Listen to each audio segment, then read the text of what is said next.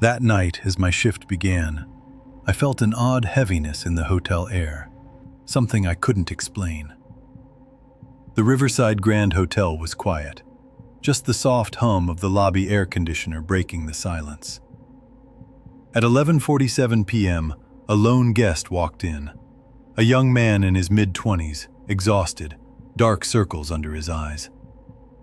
"One room, please. Any room," he said nervously. I checked the computer. Room 412 was listed as available. The system froze for a second, then flashed red.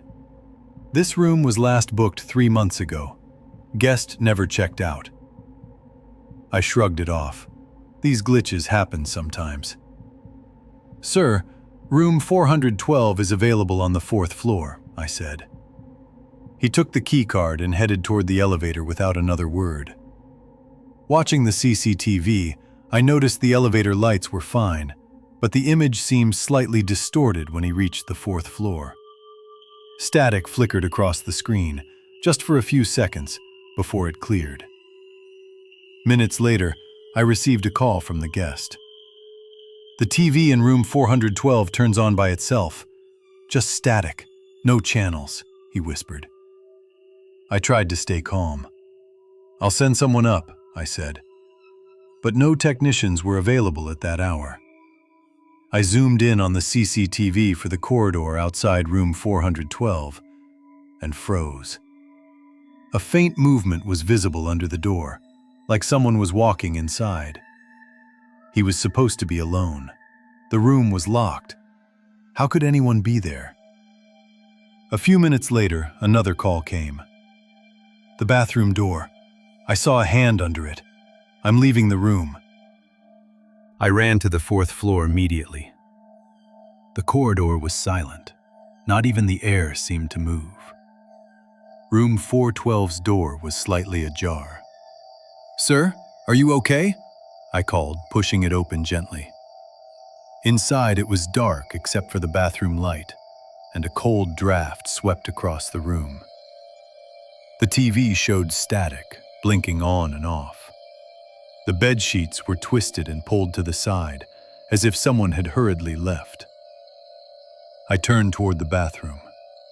He was lying face down on the floor, his body completely still. His hands were bent at unnatural angles, and deep fingernail marks ran along his neck. The scariest part? The bathroom mirror had a message written in condensation. He wanted the room, so I gave it to him. My legs nearly gave out. No one else was in the room, but I knew something was still there, watching me, unseen. As I stepped back to run, the bathroom light flickered once, then went out completely. In the darkness, I heard a soft whisper by my ear. "The next room is yours." The next morning, I barely slept. My mind replayed the events from last night, every detail sharper than any dream. Room 412 haunted me in my thoughts, its darkness, the whispers, and the lifeless body of the guest. I called the local police, explaining the situation, and soon a team arrived to investigate.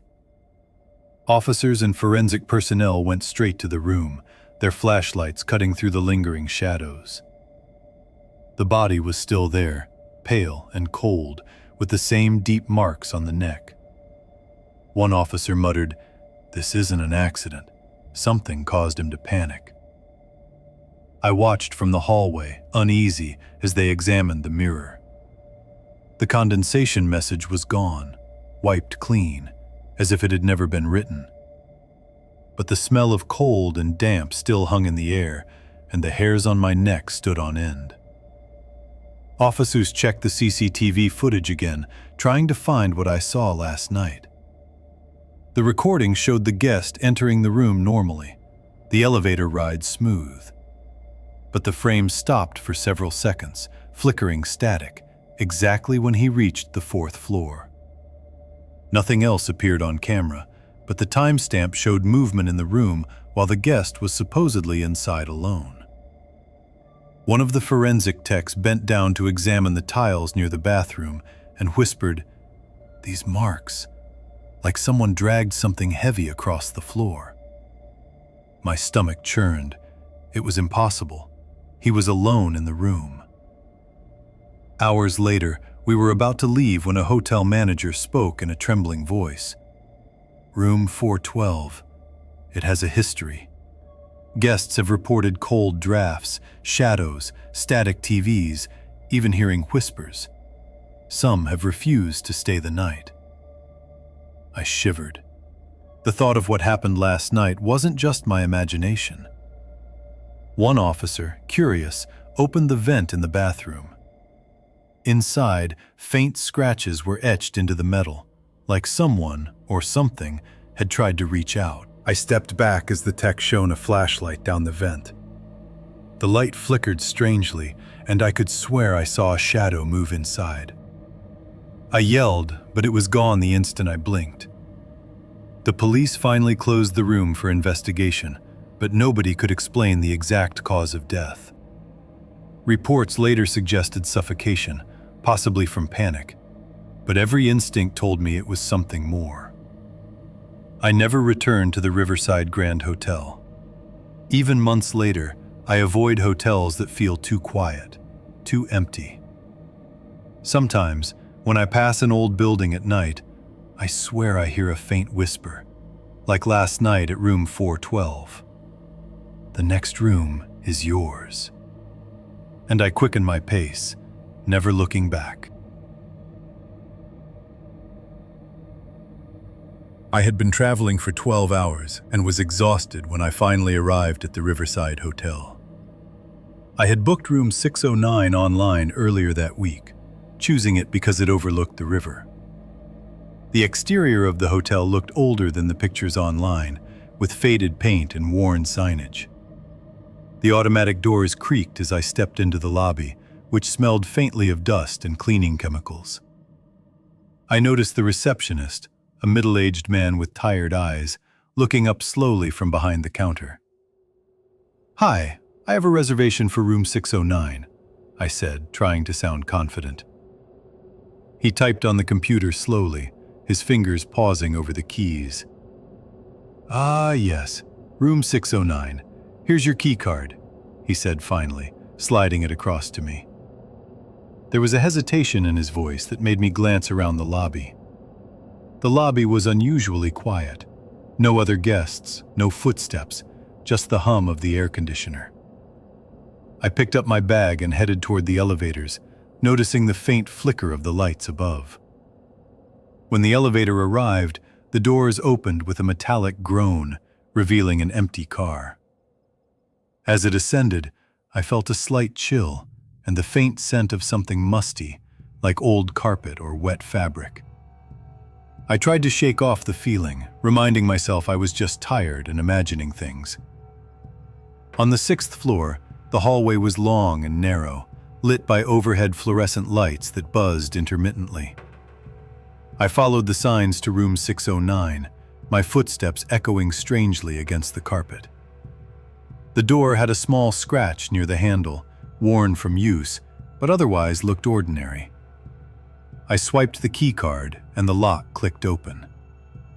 I stepped inside, expecting the normal hotel room I had seen in the pictures online.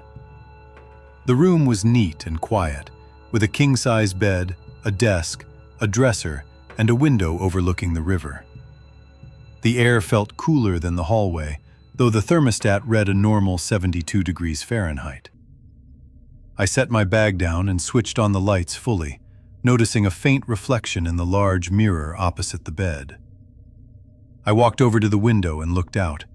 The river shimmered faintly in the late evening light, completely calm. I was about to unpack when I heard the faint buzz of the phone on the desk. Picking it up, I expected a standard automated message from the front desk. But there was a voice, soft, slightly muffled. "Mr. Thompson? Please, check the pipes in the bathroom. Something isn't right." My pulse quickened. It sounded like a human voice, but I hadn't given anyone else my room number. I hesitated, then put the phone down. Maybe it was a prank call from a previous guest. I walked to the bathroom to check the pipes. Everything seemed normal. The sink and shower were dry. Still, the silence in the room felt heavy now, pressing against me like something invisible. I sat on the bed, trying to calm my racing heart, and glanced at the closet. It was closed, normal, but for some reason I felt compelled to check inside. Opening it, I saw only hangers and an empty shelf, but a small envelope lay at the bottom. I picked it up and unfolded it. Check the mirror if you want to see who was here last. Don't stay too long. I froze, staring at the mirror across the room.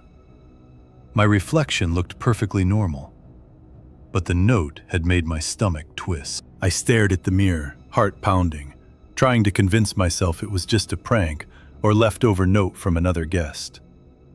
The room felt quieter than before, if that was even possible, like the walls were holding their breath.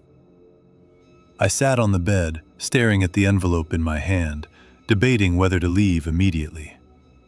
But the exhaustion from travel weighed on me. Maybe I could just rest for a while. I set my bag on the dresser and tried to unpack a few things. Every small sound now made me jump. The creak of the radiator, the hum of the air conditioner, the faint tapping of a pipe. The window rattled slightly, though there was no wind outside. I tried calling the front desk from my phone. No signal. A soft thud came from the bathroom again.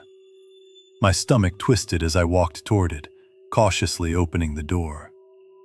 Nothing was visible, everything normal. But the small tile near the drain was wet, as if someone had just stood there. I stepped back quickly and almost tripped over my bag. That's when the phone on the desk buzzed again. I picked it up, my hands trembling, and a voice said, "Check under the bed, now." It was calm, human, and yet urgent. I knelt down and lifted the edge of the bedspread. There was a small panel at the back of the bed frame, slightly open. Inside was another note. "I stayed here last week. They watch from the vents. Don't make a sound." My chest tightened. I felt trapped, as if someone unseen were watching my every move. I moved to the closet again, half expecting to find someone hiding. It was empty, but something caught my eye. A faint scratch on the floor that hadn't been there before. I realized it looked like footprints leading from the bathroom to the closet. My pulse raced. I could not see anyone, but I knew I wasn't alone. I grabbed my bag and rushed toward the door, fumbling with the keycard. The lock clicked, but when I opened the door, the hallway lights were flickering violently. A shadow moved at the far end, vanishing when I squinted. I told myself it was another guest or staff member, but no one else had checked in tonight. I ran down the corridor, heading for the elevator. The air grew colder as I descended, my breath visible despite the hotel being heated. I hit the lobby floor and froze. The receptionist's desk was empty, chairs overturned as if someone had left in a hurry. Outside, the night was still. The street was empty. I realized the Riverside Hotel felt abandoned, except for me. I checked my phone, signal weak but available. I called my friend to pick me up immediately. I looked back at the hotel one last time. The lights in room 609 flickered on, just for a moment, before going dark. The next day, I called the hotel again, disconnected. Online, I found old reviews. Several guests mentioned strange sounds, sudden cold drafts, and odd notes in room 609. Some claimed they never stayed the full night. Others never checked out at all. I will never return.